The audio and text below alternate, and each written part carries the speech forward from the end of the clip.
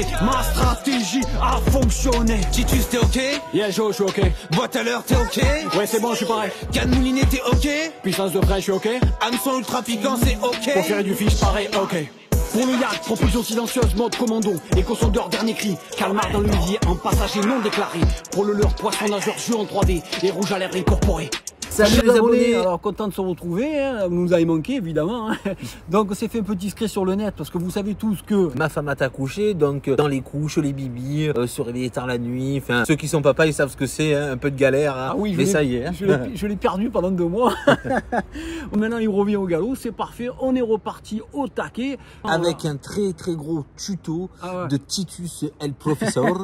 On va essayer. Donc évidemment on a fait un tuto exprès pour les pêcheurs au leurre. Vous allez voir, on a vraiment avec Joe disséqué les postes de prédilection pour le loup. Et tout est bien disséqué, les plages, les estuaires, les ports, les digues. Après on rentrera dans le détail poste par poste, hein, comment il faut pêcher. Mais là c'est juste pour les postes. Vous allez voir les postes de prédilection pour le loup. Et si vous voulez plus de renseignements, n'hésitez pas à nous laisser des commentaires. Surtout abonnez-vous et laissez-nous un méga commentaire. N'oubliez pas de vous abonner, surtout pour la force. Bon, c'est bon, c'est bon. Alors on va commencer par le premier poste de prédilection pour le loup, pour la pêche au leurre évidemment. Donc les plages. Alors surtout s'il y a des enrochements autour, souvent délaissés des pêcheurs au leurre à tort, parce qu'il faut savoir que sur le sable, il y a énormément de proies que vient chercher le loup. Vous avez un tas de mulets qui vont longer le rivage, des jols, vous avez énormément de petites proies que vient chercher le loup, surtout quand la mer est agitée. Vous avez d'autres proies aussi que vous pouvez prendre aussi au leurre, hein, ne serait-ce que des vives, ne serait-ce que... Des fois, ça m'arrivait de prendre des sols. Vous allez voir sur la vidéo, là, j'en fais une petite, je la remets à l'eau. Mais je veux dire, c'est un endroit de prédilection. Il ne faut pas oublier que quand les rouleaux, évidemment, déterrent les vers de sable, les loups le savent. Et les 3 quarts du temps, ils longent le rivage. Et c'est pour ça que au bord, évidemment, très tôt le matin, c'est pas impossible de faire des beaux loups. Ça m'est arrivé de faire des beaux loups là, directement à terre touchée, quoi, à mes pieds, quoi, carrément. Bon, évidemment, ce sont des postes où vous pouvez vous déplacer directement. À chaque fois de 20 mètres, vous relancez directement. Il ne faut pas oublier qu'à chaque fois, les gens ont tendance à le jeter en direction du large.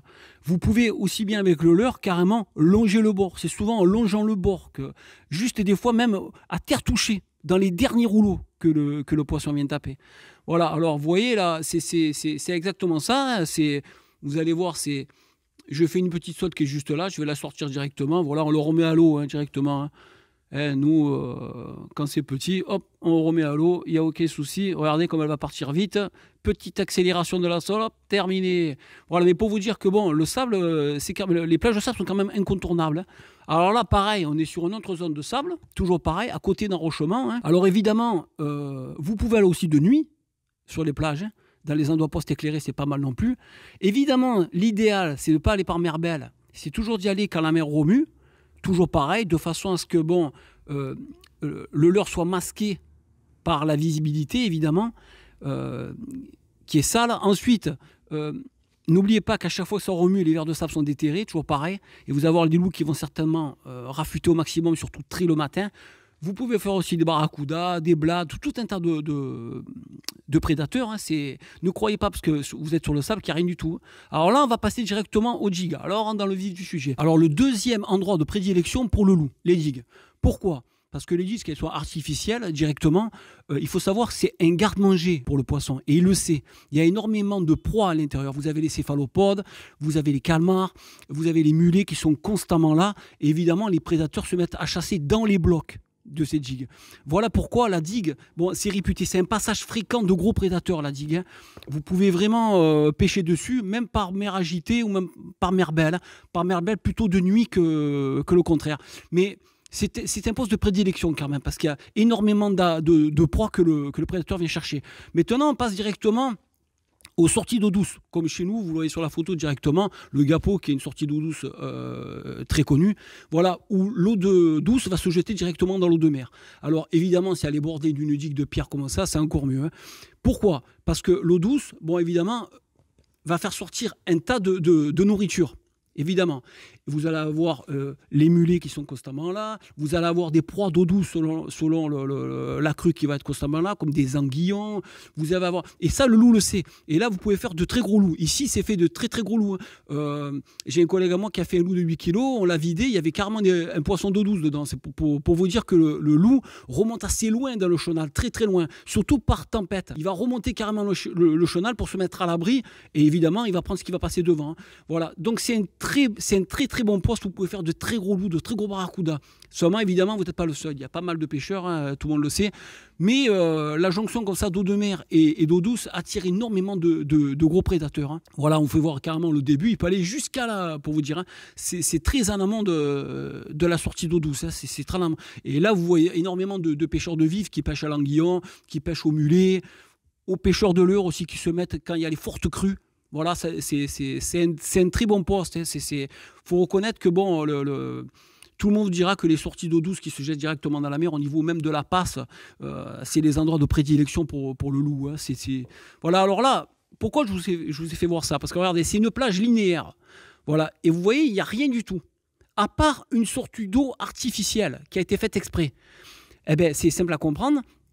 En fait, si vous pêchez le long de la plage, l'endroit qui est le plus susceptible de taper du poisson, c'est ici. Pourquoi?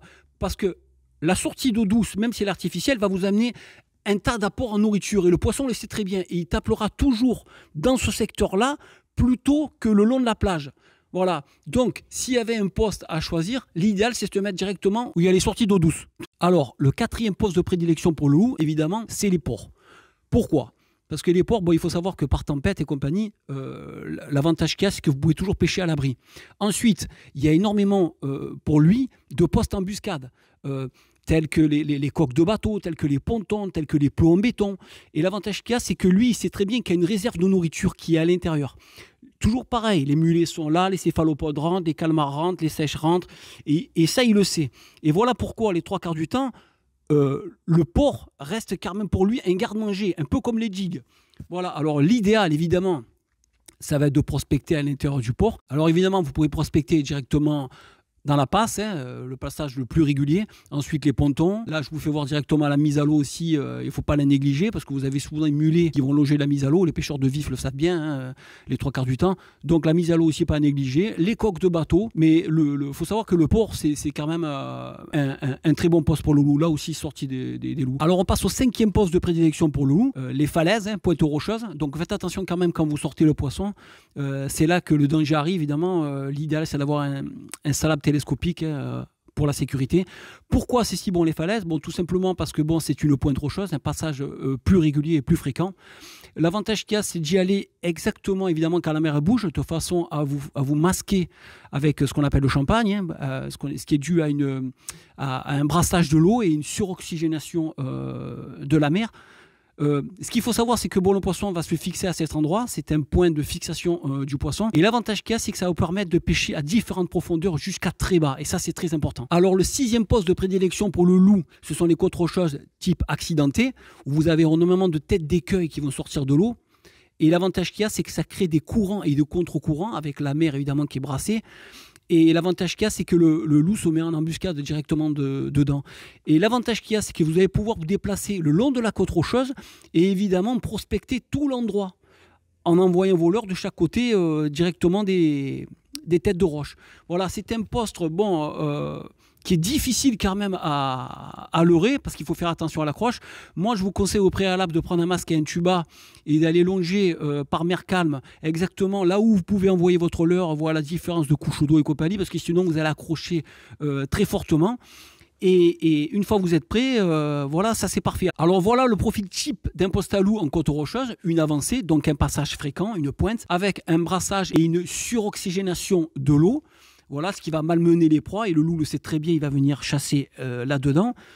Pourquoi ce poste est si bon? Parce que vous voyez, vous avez des têtes émergées, des écueils, et ça crée des courants et des contre-courants. Ça fait comme un poste accidenté. Et en fait, lui, il va se mettre en embuscade là. Donc, on verra plus tard, poste par poste, en faisant des tutos réguliers, que ça soit à la plage, que ça soit dans les ports, que ça soit dans les digues, que ça soit dans les têtes rocheuses.